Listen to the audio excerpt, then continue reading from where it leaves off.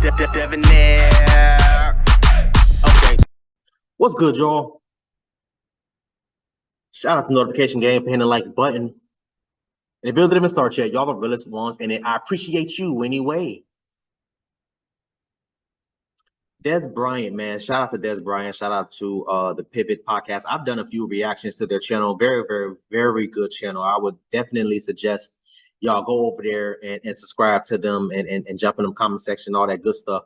But Des Bryant came out and gave some words of encouragement to just Black families, but Black parents in general about their kids. And these are the types of situations, these are the types of conversations, I should say. These are the types of conversations that I love to have. I would love for all of us to have, mainly with, first of all, with each other as adults, but also with other parents, other Black parents, and also with our Black kids and Black children, because majority of us grew up in the struggle. Majority of us grew up in survival. Now, we didn't know this at the time, obviously, but now that we're older, we know we were raised in survival, raised in with traumatic experience that happened to us because of whatever situation we was living through. I know me, for example, I told you all the time, man, I am a product of young parents. My parents had me when they was in high school. Section 8 low income area housing, basically my whole entire life. Living in shelters. I told you I was in Florida's Home for Healing. You know what I'm saying? I don't know if that even still exists anymore, but I like all these types of things growing up, man. And I thought this happened to every child. I thought every child went through that. I thought it was normal for a child to grow up without seeing their father every goddamn day. I thought it was normal having convicted felon family members around you, uncles, selling drugs and doing this and doing that and having, I thought those types of things was normal. It was not. It was not normal. But again, like I said, I was a child, so obviously I had a different mindset. But I really want to talk about this, man, because Des Bryant, he said something that really, really touched me and spoke out to me. I already seen the video, touched me and spoke out to me, and I'm just like, yo, I have to say something. Let's get into it. Let me read something. It's been on my phone for since I met y'all. It's probably like 6 years. Just say, break generational curses. Quit yelling at your kids before they go to bed and expect them to sleep well. Quit yelling at your kids in the morning right after they wake up before school and expect them to have a good day. You set the tone for your children. You set the tone for your voice that they will always remember in their heads. You become their inner voice. Don't be their inner critic. Speak life, speak love, speak bravery, kindness and hope. Speak wisdom and truth. Most of all, listen to your children. I never had none of that. I get that to mine. And that's my number one priority. I follow that. That's how I break it. And, so when I do it, I live it. I live it.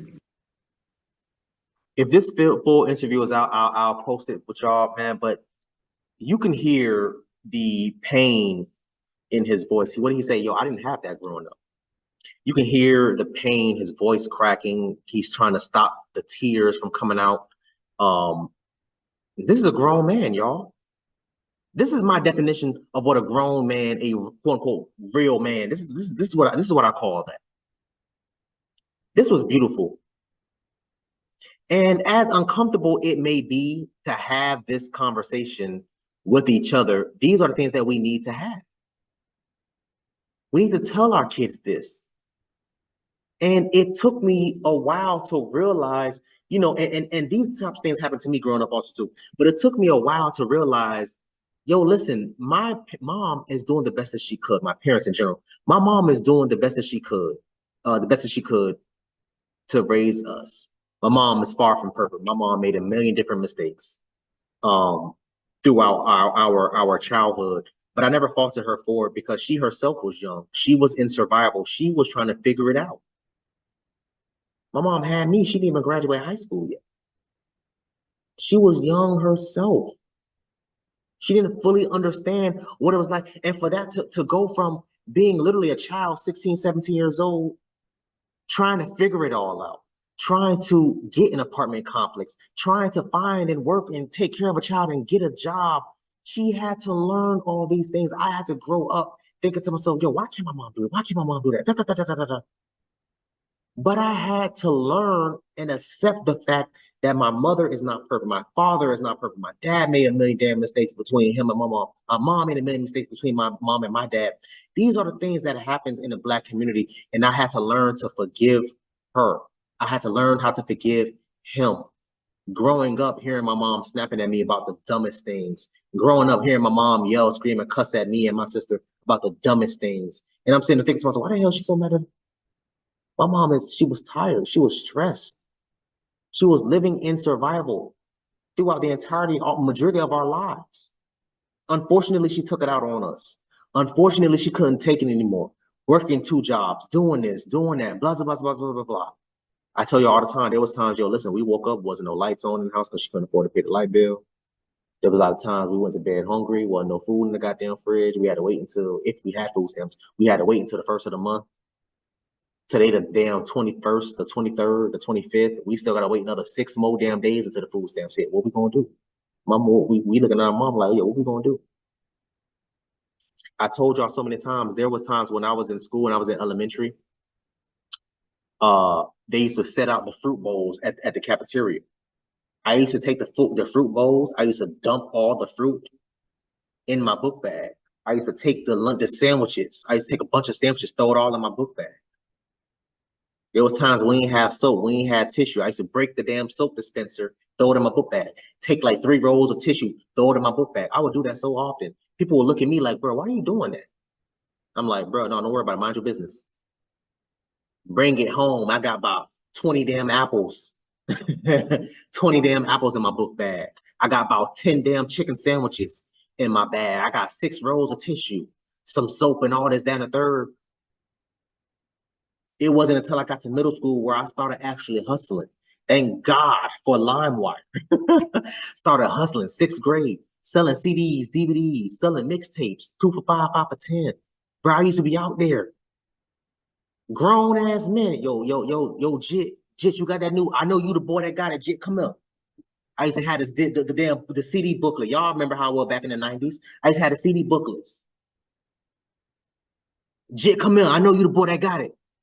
Hey, man, you got that new trick? You got that new trick, daddy? Man, hey, I need, you got Baby Boy? You got Baby Boy now? Let me get that Baby Boy DVD, bro. The drug dealers, grown ass men used to be calling me over to the playground. Oh, that's a Jit right there. Yeah, he got it on him. He got it on him. If he ain't got it, he gonna get it for you. I used to be, oh, bro, I'm telling y'all, Lauderhill Mall. I used to be at Lauderhill Mall faithfully. Everybody that grew up, born and raised in Bryant County, I know what I'm talking about. I used to be at Lauderhill Mall faithfully. Big ass booklet full of CDs, DVDs, new Young Jeezy mixtape, new Ross mixtape, new Plies, Trick Daddy, T.I. Boy, I used to be eating good off them. When Jeezy dropped that new album, that new mixtape, Thug Motivation 101, Thug Motivation 102, oh, I was eating good. I used to be terrified. I'm gonna tell y'all a secret. I used to be terrified. I used to think these were grown ass men. Y'all, I was in 6th, 7th grade. I've been skinny my whole entire life. I weigh 160, 165. Back then, I'm like 80, 70, 80 pounds. A pocket full of damn, singles, adding up to about, it wasn't even a lot, but 80, 60 bucks, 80 bucks. I used to be terrified thinking, yo, these grown ass men can rob me at any given Sunday, any given time. But they never messed with me at that level because they had so much respect for me. They were like, yo, listen, hey, Jit, come here, let me talk to you. Why you doing this? I used to tell them, yo, I ain't got no food now. They used to look at me in my eye and be like, Jit, I respect that, man. I respect that. Anybody mess with you, anybody try to rob you, you tell me. You come to me immediately. You tell me what's up. These are drug dealers, y'all. These are boys pulling up tricked out Cadillacs, tricked out Mercedes-Benz, Watts hundreds, straight up hundreds, Watts.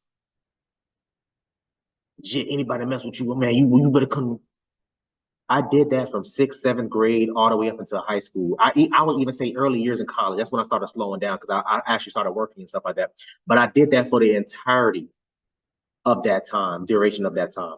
I told you I have not been unemployed since I have not legally been unemployed since I was 14 years old. Prior to that, I was 10, 11 years old selling CDs and DVDs.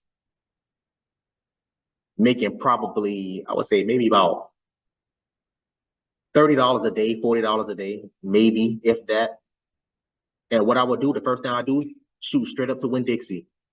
Buy chicken, buy hot dogs, bread, lunch meat, you know, whatever condiments and stuff like that, juice, water, all those other things. Cart full of food. I used to be pushing, because back then $20 could get you a whole thing, a whole lot of food back then.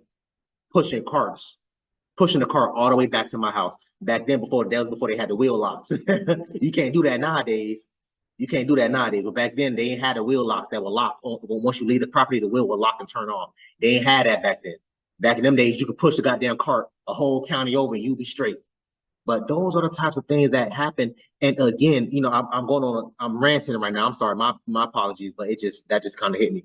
I said all that just because these are the things that should not have happened. I should not have been 12, 13, 14 years old, worried about when the rent due. How I'm gonna get my money, how I'm gonna give my mama money for the light bill, for the water bill, for this bill, for that bill. I should not have to worry about that. But that is the life that I was unfortunately raised in. I say all that to say this. I made a promise to myself. I swore on my life I will never bring my child and or children and raise them up under poverty. I will make sure that I raise and have kids in a 2-parent household. I don't give a damn what happens. And I done got caught slipping by chicks a plenty times. There was a lot of times I done hit them chin raw. You know what I'm saying? Made a mistake, whatever case may be. But for the most part, I always use condoms because I always had that mindset. So when Des Bryant came out here and said this, man, it hurt. Because I felt him. I understood where he was coming from on both sides of the fence. I don't have kids yet, from a father's side, you know, but also from a child side. Because I've been on both sides. I raised my damn siblings. I helped raise my siblings. I helped raise my baby cousins. So yes, I'm not a father per se, but I am a father figure, a role model to a lot of the younger relatives that's in my life, man. So shout out to Des Bryant, shout out to the Pivot Podcast, man. I want y'all to comment down below. Let me know what you thought about this video, man. Thanks for watching, and until next time, please, man, be safe for her, cuz.